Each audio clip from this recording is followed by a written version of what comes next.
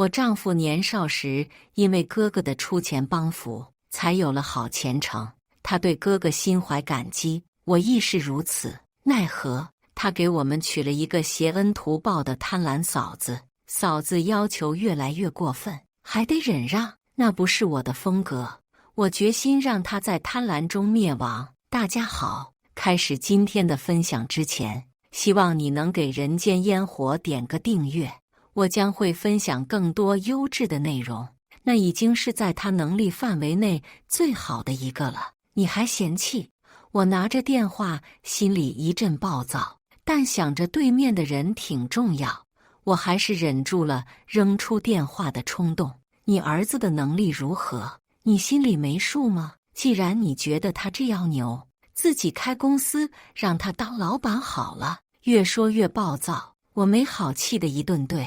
那是我托熟人好不容易找到的，要么让你儿子去，要么就直接滚蛋。不要嫌弃待遇不好，但是又没有能力找，赖在那里让人家强行给你提待遇，说出去我都嫌丢人。结果电话那头丝毫不知收敛。刘江敏，你是故意的吧？故意不想给我儿子找好的工作，生怕他将来发达了，我们家超过你们家。呵，你挺会做白日梦。我啪的一下挂了电话，决定不跟这个妯娌扯。不讲道理的人怎么都扯不通，简直对牛弹琴。林雪梅，要不是因为你是我嫂子，要不是大哥之前辍学早，挣钱给我老公花，让他好好读书，你以为我会多搭理你？一次帮忙可以，2次3次都可以，但是不能次次都仰仗着那点恩情来。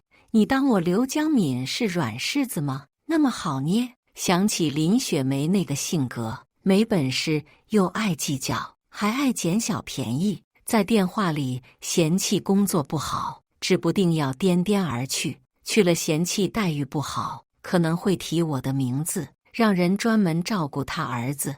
我现在立刻就感觉到丢人和尴尬。想了想，我又拨通了之前熟人朋友的号码，又不是皇太子下基层锻炼，哪里需要专门照顾？要是这点苦都吃不了，将来还能干啥？这一通电话打下去后，我其实有点忐忑，倒不是我怕林雪梅，而是她一旦撒起泼来，没几个扛得住。我以为林雪梅她可能会马上来找我闹，结果她挺安静的，看来她还是识时务的，至少还是心里有杆秤，知道自己的斤两。但是我还是高兴早了。过了1周，我下午回家就看到林雪梅直奔而来，而且那脸拉得好长，一看就是来找茬的。说实话，我是真的不想理，但谁叫她是我嫂子呢？而且林雪梅那个狗脾气，不找到人是不会善罢甘休的，可能会在大门口闹起来。你又怎么了？我瞥了她一眼，十分不耐烦。你还好意思问我怎么了？你找的那是什么破工作？我儿子就工作出了那么一点小错误，就把他开除了。你说是不是你受益的？林雪梅咄咄逼人道。我气不打一处来。你有病吧？工作做错了到开除的地步，那就是犯了大错。你不教训他，过来责备我，你脑子是被驴踢了吗？不是你，也是因为你找的那工作不好。我直接指着门口，滚！你给我滚！林雪梅这下倒是硬气起来了，没有撒泼大闹，转身就走。我有点意外，结果只见她挑衅地看了我一眼，就立马跑到迎面走来的人跟前去。我眼皮一跳，因为那来人是我丈夫。嫂子，不是我偏心，这事儿你就是不占理。小敏给侄子找工作这事儿我知道，说实话，我是找不到这么好的，都是因为小敏他们家有关系，你就知足吧。我还没走近，就听到丈夫朱家霄在无奈地劝说她。家霄，我看你就是被刘江敏蛊惑了，我儿子可是你侄子啊，跟你有血亲的，你怎么胳膊往外拐呢？林雪梅告了一状，见我丈夫不维护她，立马就急眼了。我真是服了这女人，他总是能轻易激起我的怒火。没等丈夫开口，我就大声呵斥道：林雪梅，你还蹬鼻子上脸了！我给你儿子找的那工作，你既然这么看不上眼，就不要去干呗。你不要一边干着还嫌不好，得了便宜还卖乖，你羞不羞人呐？见他一副马上就要跳脚的样子，我立刻又开口堵住他的话：你的儿子跟家萧有血缘关系，我还是他老婆呢。照你这种老婆就是外人的说法，你怎么不离开大哥呀？你也不是朱家的人，还胳膊肘往外拐，我看你是吃多了没事干，真是有病。我老公不偏向我，还偏向你了，简直是不会做人。好了，大嫂，你就先回去吧，要么叫侄子去跟老板好好认个错，要么就直接不干了。没道理，这事儿还要怪小敏。你要是再这样，我们下次真的就不管了。丈夫到底还是时刻想着大哥当年卖苦力挣钱给他贴学费这事儿，所以林雪梅今儿说的这么过分，她还是好脾气劝人。她虽然不经常提起，但是时刻记在心里。但有人明显怕她忘了。哎，家萧，你怎么说话呢？你大哥那些年帮了你多少，挣点钱自己舍不得花，就为了让你好好读书。你今儿，我和老公没有心情再听他絮叨埋怨了，直接关上了门。虽然失礼，但这亲戚也顾不上礼貌了，能走多远走多远。小敏，以后你少插手嫂子托付的事儿。老公握着我的手，我知道你是为了我好，怕嫂子到处说我白眼狼，但我跟大哥说了，要是真有困难，让他来跟我们说。我点点头，心里确实想的是再也不帮林雪梅了。她真是把宽以待己、严格律人演绎到了极致。我以为这事儿老公和我都表明态度了，他多少该消停了。结果没2天，我就听到街坊邻居在窃窃私语说闲话。我几番辗转打听清楚后，恨不得杀了林雪梅。林雪梅，你给我出来！想了想，我实在忍不住去找他要个说法。还没等他走拢，我就忍不住质问：我是不是早就告诉过你，我花的钱都是我自己挣的？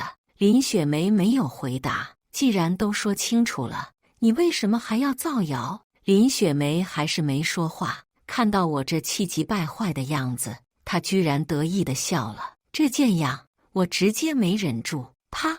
一清脆的耳光声音响起，然后我不顾大哥和老公一脸震惊又生气的样子，左右开弓，再扇了林雪梅几巴掌。对不起，家萧。我看着给我手上药的男人，十分愧疚地说道：你没有对不起我，是我对不起你。嫂子这事儿确实做得过分了，天天找麻烦不够，还要说闲话。闲话也就算了，怎么还能造谣你出轨呢？老公说完，也是一脸无奈。也是，遇到个这么能做的亲戚，不无奈都不行。那你相信我吗？我看着老公的脸，不错过他脸上的任何一丝表情变化。我以为他会有所犹豫，结果他一脸坦然道：相信？我怎么不相信你？嫂子之前暗示我好几次，说不要给你钱花，我也说了，那是你的钱，你想怎么花就怎么花。再说，你是我媳妇，我的钱不给你花，给谁花？都说得这么清楚了，不知道他怎么还到处说出轨这些无中生有的话。我揉了揉他紧皱的眉头，不说大嫂了，他就那德行，倒是大哥应该怎么办？今天你为了我和他大吵了一架，没事儿，我明天跟他好好说说就行了。大哥不是是非不分的人，那就好。我是不希望老公因为我跟自己的兄弟戏强，好在大哥确实没在意。第2天，老公去跟大哥说了之后，他们兄弟和好如初了。但是我跟林雪梅却陷入了不死不休的境地。我以为经过那么痛心的几巴掌，他多少会收敛了，结果他就是死性不改。我老公理解我，体贴我。而大哥，因为他总是无理取闹，大概这么些年也烦了，所以没什么好脸色给他。就这，让他心生嫉妒，又开始作妖。这次我还是被街坊四邻告知的，纷纷问我是不是准备跟朱家霄离婚，因为过不下去了。我一脸莫名其妙，事后才知道林雪梅在当媒人，在给老公介绍女的，还逢人就说我刘江敏花钱大手大脚，不得丈夫的爱，过不下去要离婚了。她作为嫂子，要为小叔子考虑张罗下家对象了。听到这，我再次直接上门骂林雪梅，你自己活得窝囊，没男人疼，就开始到处拆散别人，你有病啊！要是实在心慌得很，你就跟大哥离婚出去找呗，只要不败坏我们朱家的门风，随便你出去浪。我看你一天天的这么爱惹是非，就是因为太闲了，你知道吗？就是因为你一天天的好吃懒做，才没有钱花，大哥也才不喜欢你，你自己不思进取，一辈子都是这个鬼样子。刘江敏，你这个小贱人！林雪梅恼羞成怒，立马冲上前来打我，我吓得一趔趄，住手！就在我以为要挨上一巴掌时，老公和大哥来了。大哥，这次你是看见了，大嫂不但骂人，还要打人，是不是要给个说法？老公脸色涨红，十分生气，道歉。大哥脸色铁青的沉声说道。但林雪梅不为所动，大哥没忍住，直接甩了他一巴掌，再次道歉。林雪梅被打怕了，吓得哭哭啼啼地说对不起。我笑了，只希望他能真的知错，但显然是奢望。他还设着致命的危险局，居然真的有了。我有些不可思议的喃喃道，心里是抑制不住的欣喜。老公也点点头，满脸欣喜。确实来得有点意外，不过孩子也是我们一直盼望的，现在有了身孕。小敏，你就不要出去工作了。我没有回答，倒不是我有多前卫独立，也不是我不懂得享福以及不注重孩子，而是我觉得现在月份还小，多出去走走其实也还好。但我又不想反驳老公的这份好意，毕竟他是真的在为我考虑。想了想，我说还是先看看吧，毕竟现在还早，主要是我的工作也轻松，没有什么气人的事情。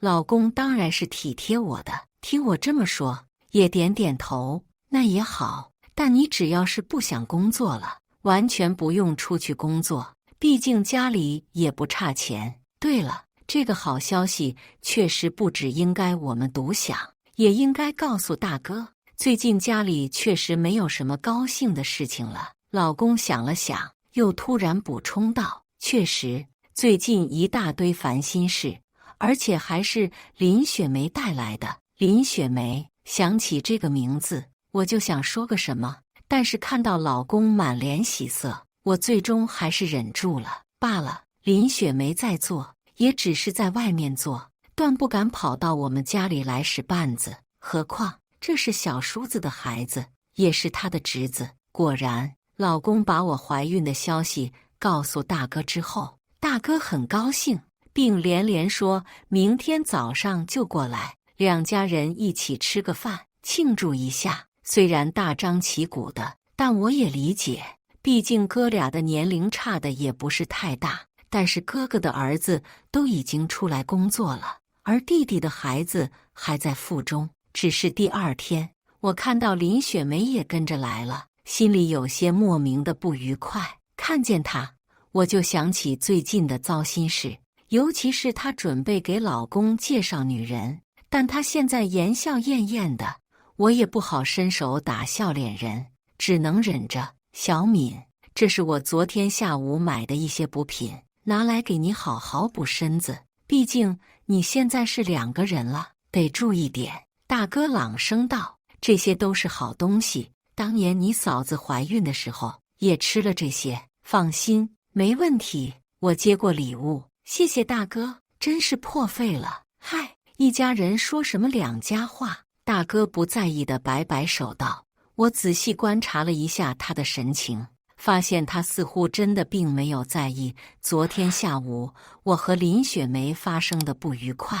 也好，大哥跟林雪梅就不是一类人，也不知道当初为什么会凑在一起。见大哥没有什么异色，我放下心来，结果转眼一瞥，发现林雪梅一脸跃跃欲试的，似乎也要说个什么。我转身即走，道不同不相为谋。就算昨天大哥打了他，但是我依旧不信他会改过自新，毕竟他后面的道歉不过是迫于形势而已。我可没忘记当时他那恨不得吃了我的样子。放下东西后，我转身去了客厅。然而走到客厅的时候，没有看见老公和大哥，只有林雪梅。不过林雪梅她在搞什么？我什么都没有做，我只是放杯子而已。刘江敏，你不要血口喷人！林雪梅气势汹汹的，脸涨成猪肝色，眼睛都发红了，急得要哭出来了，似乎委屈得很。看着她跃跃欲试要冲上来理论的样子，我也气不打一处来。林雪梅，我就知道你没安好心。今天在门口见到你的那一刻，我就知道你来者不善。刚刚做了什么，你自己清楚。你但凡大胆承认，我刘江敏都敬佩你是个有种的。现在敢做不敢当，你就是个孬种，撒泼装委屈。那我就趁机骂得你狗血喷头。刘江敏，你……林雪梅这下恨不得跳起来打我，奈何她被大哥按得死死的。我看向大哥，大哥，你得给我主持公道。我敢保证，刚刚林雪梅就是在水里放了东西，你要相信我。我说没做就是没做。林雪梅打死不承认，特别坚定。要不是我亲眼所见，我可能都要相信她了。但我偏偏是目击者，经过这几次交锋，我算是彻底看清了林雪梅。她就是个处处嫉妒，见不得人比她好的女人，又坏又蠢。大哥的目光犹豫地在我和林雪梅之间逡巡了好几圈，才有些为难地开口道：小敏，你是不是看错了？雪梅她要是真做了……这会儿大哥没有说完，但我已经明白了他的意思。照林雪梅以往做完坏事会心虚的样子，与现在一脸坚定的样子确实不像。我又看向老公，发现他好像也在纠结。也是，他现在左右为难，一边是妻子，一边是大哥大嫂。我忍无可忍，直接拿出手机：林雪梅，我有后招。原本我还想着是一家人，多多少少要顾及你的颜面，所以让你自己开口承认。可是你……说着，我就打开刚刚拍摄的视频，这回看你还有什么狡辩之词。我把手机狠狠甩在朱家潇的身上，自己看。老公看了之后，脸色变了变，又气冲冲地把手机递给大哥。大哥看完之后，直接沉声开口道：道歉。林雪梅的脸垮了，见铁证如山，讪讪地说：我又没有放什么毒品，只是一点饮料增味剂。小敏，你之前不也是爱喝吗？我想着，我冷声打断：既然你说是增味剂，那你就喝下去，要不拿去鉴定，看看是否真如你所说。增味剂刚刚鬼鬼祟祟的，骗鬼呢？林雪梅，你现在这么有恃无恐，不就是觉得不用负法律责任吗？这次你会知道我的厉害，我要去起诉你，你死定了！我狠狠道。听到说起诉，林雪梅吓得扑通一声跪下来。小敏，我不是故意的，刚刚只是一时鬼迷了心窍，你饶了我吧。最后，我看着老公纠结的神色，看着大哥难受的样子，还是忍下了。林雪梅，你记住，这是最后一次，下次你再做歹事，我让你吃不了兜着走。我扫了他一眼，只希望他快点滚，希望这次真恐吓后他能收敛一点。但事实证明，忍让只会招来得寸进尺。挂了电话，我的神色有些复杂，面色看起来还算是勉强平静，但只有我自己知道，心里是如何的翻江倒海，怒火滔天。小敏，怎么了？老公给我拿来叶酸，见状忍不住开口问。我闭了闭眼，深深吸了一口气，看着老公道：你记得我上周给你说的镯子的事情吗？听到镯子问题，老公顿时神色认真。记得。你说怎么都找不到了？这跟你接的电话有什么关系？你不说这是你朋友打来的吗？是啊，刚刚朋友来电说，侄子这回是彻底辞职不干了。我想起刚刚的话，只能让自己尽量冷静。老公一头雾水，我只得解释道：之前他被开了，到底还是因为钱紧缺，所以又回去了。这次辞职不干，是因为侄子扬言说这次他不缺钱，堂而皇之地说他妈最近把家里祖传的手镯卖了，换了很多钱。这下不需要我再细细解释，老公已经反应过来了。你是说那卖掉的镯子是你不见的那只镯子？我有些无力地把头撇向一边，目光落在梳妆镜前，也不能这么武断地说是我的镯子，但应该大差不差，因为我记得林雪梅是没有什么贵重镯子。不过为了保险，我们可以先去打听一下，我们住的这周边能当卖首饰的就那么2、3家。小敏，不要着急，我现在就去看看，要是真的在，我怎么都会买回来的，绝对不会让你妈妈买给你的东西流落在外。我没有回话，只是无声地点了点头，心里满是失望。林雪梅这一而再、再而三地算计我们家，算来算去都是为了钱。她是生在钱眼里了吗？给了她这么多次机会，为何她就是不珍惜？要是别人，我直接早早就把她送进警察局了。可是偏偏是大哥的老婆。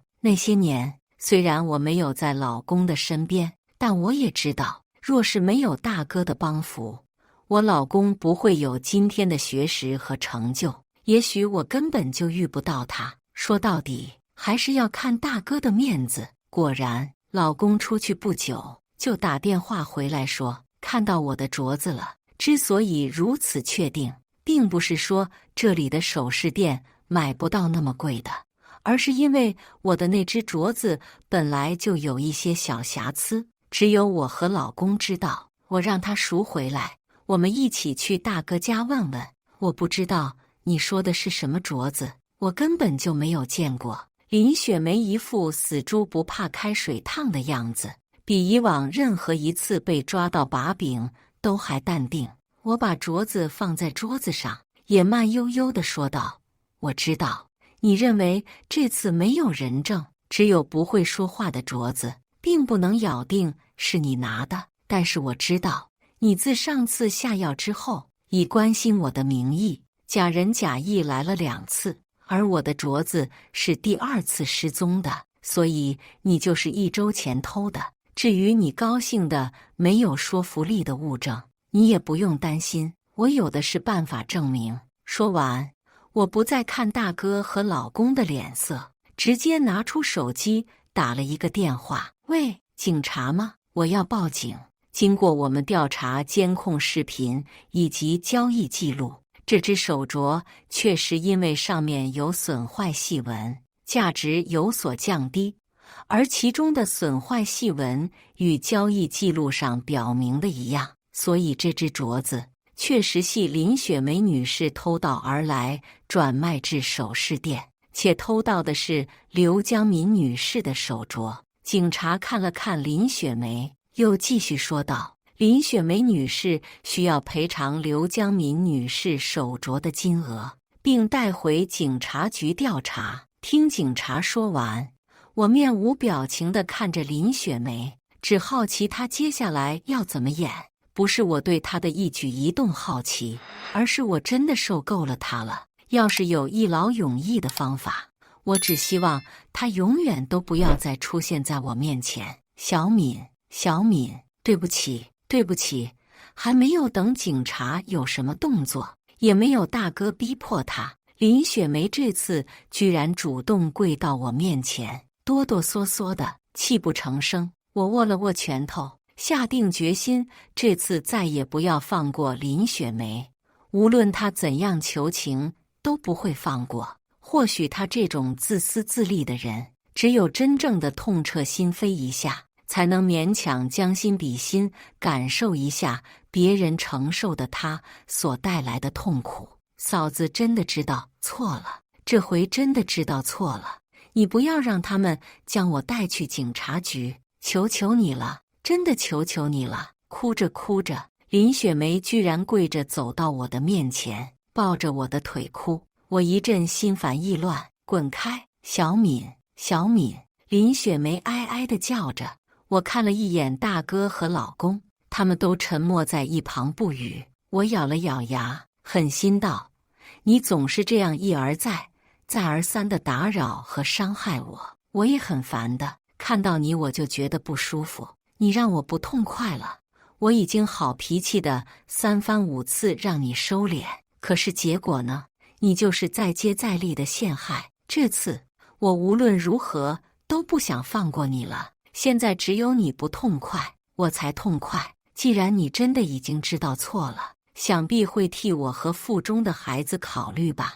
我现在不堪你扰，非常烦闷，所以只得委屈你痛苦一下，以此让我保持愉悦的心情。说完，我把脸冷冷地瞥向一边，毫不意外的又看到老公十分愧疚地看着大哥，闭了闭眼，想了一瞬，我顿了一下，又改口道：“罢了，这次就让你出血赔钱吧。至于盗窃最后的惩罚，我也不说了。只要我不追究，你大概只需要写个检讨了。”说完，我感觉自己的手被人紧紧握住，转过头去，发现是老公，他的脸上满是感激之色。我什么都没说，直接回了家。此时，我已经不需要再说什么了。因为这结局是注定的，每次都是我在退让。或许某一天之后，我就不想退让了。那时候大家一起玩玩，没关系，这次我还能忍。最终，林雪梅只是写了个检讨，接受了个思想教育。这次出来后，她倒是安静了不少。我没有多在意，实际上，现在的我也没有多余的精力理会林雪梅。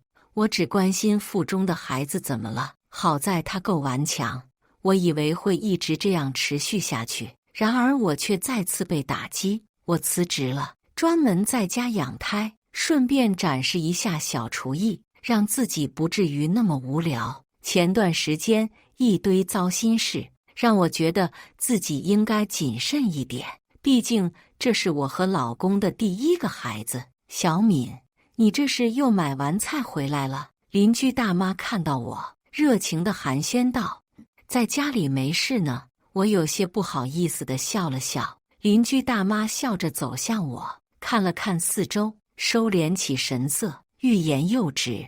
看到她这副作态，不知道为何，我眼皮一跳，总觉得有什么不好的事情发生。淡定，淡定，你现在的情绪影响的不止一个人。在心里告诫了自己一遍。我笑着问大妈：“你这是有话要说？”听我这么一问，大妈立刻走得更近了。小敏，我问你，你跟小猪处的还好吧？好着呢。怎么了？我一头雾水。好着就好，最近的那些风言风语你不要听，对孩子不好。大妈拉住我的手，宽慰了几句，才放心的离去。风言风语，邻居大妈为何又这样奇怪？我不明所以。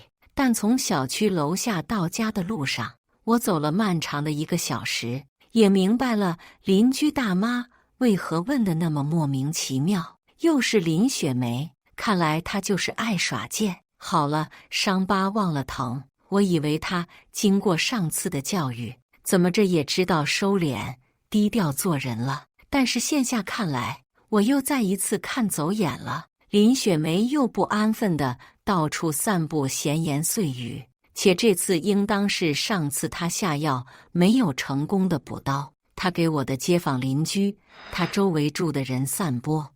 我刘江敏之前那么久都不生孩子，就是因为不喜欢我老公，现在突然又怀孕了，只有我那傻老公高兴的不行。实际上是我另外找了野男人，故意打着掩护，生私生子呢。总而言之，就是我刘江敏不检点。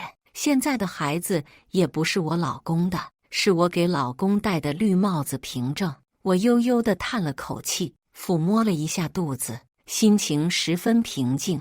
林雪梅现在对于我而言，就像是身上的某处伤疤，一开始会疼，且疼得厉害，但是多戳几次同样的位置，就会感觉不到疼痛了，因为此处已经麻木了。之前几次下药、散播，我要出轨，甚至给自己的小叔子介绍女的，这桩桩件件，每一件对一个女人来说都是天大的打击。可是她乐此不彼，为何呢？就是因为她觉得我跟她一样，靠男人而活，一旦离了男人，我就过不好了，要寻死觅活了。别人我不知道，但林雪梅我知道，她就是一个没有本事还爱搬弄是非的女人。现在我是发现了，你越是跟她计较，她越是来劲。对待这种不知死活、不要脸面、不知羞耻的女人，最好的办法就是冷处理，否则她就像那斗架的公鸡，好战不休，又像只恶心的苍蝇般一直缠着你。我现在的身体情况不允许自己去收拾林雪梅，加之我也不想理她，所以决定不再让她进家门就行。世事就是捉弄人，当我不跟她斗的时候，她就倒大霉了。事实证明，我前面的路子都走错了。确实，林雪梅就是一只恶心的苍蝇，本事不大，但是缠人、恶心人的功夫却不小。一个不理，快速远离，就什么事儿也没有。但若你一旦站在原地，不停地撵来撵去，它就会一直围着你转。这次我确实没多余的精力理他，老公也听到谣言了，但没有多说什么。每天他照常上班，晚上照常下班，不多说一句。1个月后，不知林雪梅是说烦了还是怎地，谣言竟然就这么不攻自破了。想到之前他说我因为钱多不乖会出轨，我还气冲冲地上门去找他理论，就觉得可笑极了。或许那时我就该不理他的，这样哪里有后来兴风作浪之事？但这些事也说不准，毕竟已经发生了。做事后诸葛亮也没什么用。所幸林雪梅最近偃旗息鼓之后，我的心情也逐渐好起来。每天就是出去买点菜，然后回家等老公回来做晚饭，倒也别有一番惬意。看了看时间，我发现该去溜达超市了。主要是这个点的超市人不多，而且超市环境还可以，所以我这就算是勉强锻炼了一把。毕竟天天坐在家里也不是养胎的好办法。没有多想，我拿着购物袋去了超市，慢慢溜溜达达去超市，然后再从超市慢悠悠地溜溜达达回来。我只觉得整个人都舒畅了很多，提着很少的东西，我边走边逛着。或许是月份比较大了，今天照旧提着不多的东西，但是走的却很辛苦。走几步歇一下，再次准备起身的时候，突然一道声音在我旁边说道：“你看起来好像很辛苦，要我帮你吗？”声音很温柔，听着就感觉人很和善。抬起头来一看，是真的很漂亮的一位女子。不太好吧？今天走走停停，到目前为止，我其实挺累的。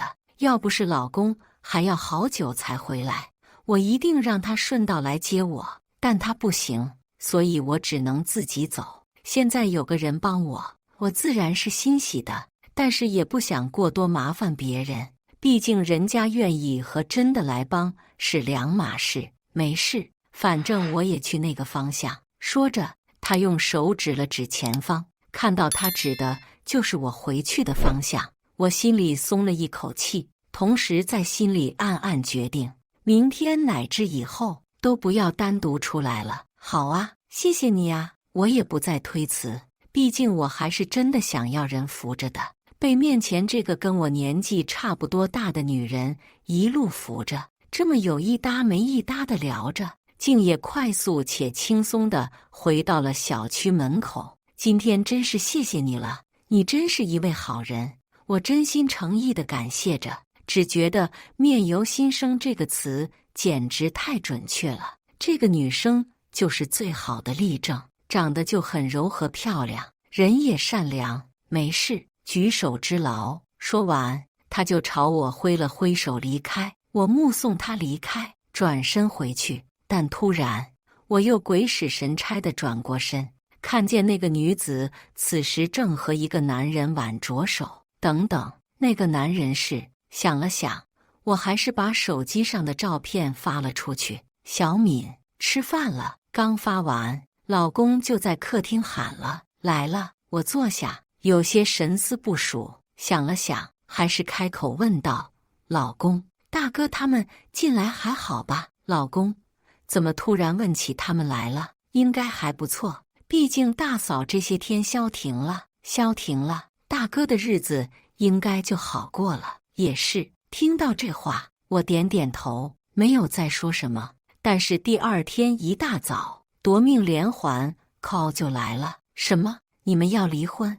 老公控制不住的音量暴露了此刻他有多震惊。我却毫不意外，大哥和林雪梅要离婚。作为大哥唯一的弟弟，老公自然是希望自己哥哥幸福，所以一大早就带着我去了他们家。你在外面找女人，我都没有说什么，你怎么突然要跟我离婚？林雪梅撕心裂肺地吼道，眼睛红红的，这回可以看出来，她是真伤心了，跟前几次在我面前假模假样被吓哭完全不一样。你这是何必呢？都说了，我喜欢上别人了，就这么离婚吧。大哥十分坦然地承认自己出轨了，坚决表明自己的离婚态度。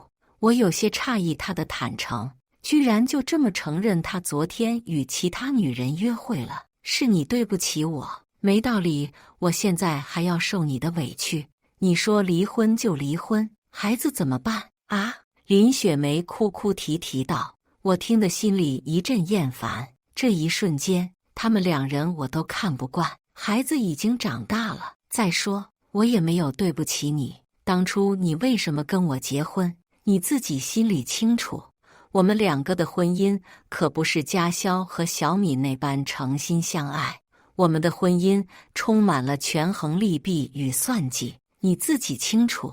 大哥皱着眉说道，似乎回想起了曾经不好的事情，一脸晦气。我算计？我哪里算计你了？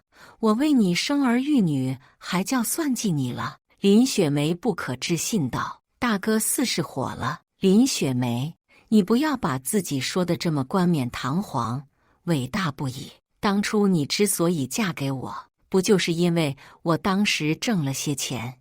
你算计的不就是我的钱？那时候我把一部分钱给了家萧上学，你不高兴得很，一直念叨。后来他念书出来了，你还是时刻把钱挂在嘴边，为了钱设计这个设计那个。在你眼里，钱就是最重要的，所有人都可以算计，自己的亲人都不例外。在家里还时刻都在我耳边说，挣到的钱要给你些，可是你拿去干什么？什么都没干，只不过有个儿子后，你才天天想着给他钱。从前你可是没有养家思维，有一分就得花两分。林雪梅，你既然这么爱钱，贪婪成性，你就去找个更有钱的，我是受够你了。说完这么一大段陈年旧事，大哥满脸疲惫。原来林雪梅从一开始就是一个爱钱的性格，亏我还以为她只是这些年是因为生活不好，穷疯了，才贪婪不堪。无论林雪梅怎么闹，最后大哥还是跟她离婚了。很好，他们这场婚姻从贪婪算计开始，从贪婪不休结束，离了与谁都好。以上就是今天分享的故事。大家有什么想说的、想吐槽的，欢迎在下方评论交流。也更希望能给人间烟火点个订阅，我将会分享更多优质的故事内容。